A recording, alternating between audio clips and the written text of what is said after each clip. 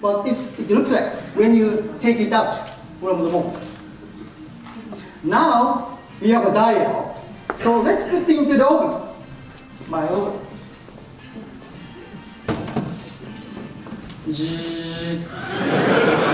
Ding.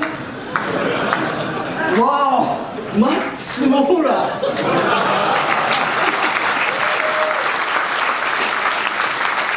Reducing the dial to this side precisely requires careful calculation and technique and lots of research and development. I know it's difficult to see, so we will be using this one to cook this. And next, look, beautiful white color with blue tint. Actually, the beautiful is not good enough. This dial must be firm enough, so it will not break in daily use. And then this dial is only 1 millimeter in height, but it will not break.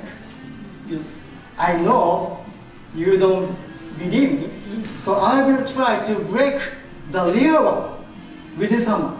Okay? No, of course.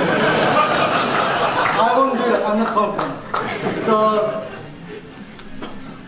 but I can drop it on the table and it will not break.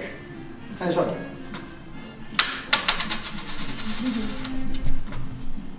This perfectly baked Arita porcelain dial is beautiful yet very strong. Okay? So now you have added another Japanese dish to your cooking recipe, and please try it at your home. Okay, thank you very much.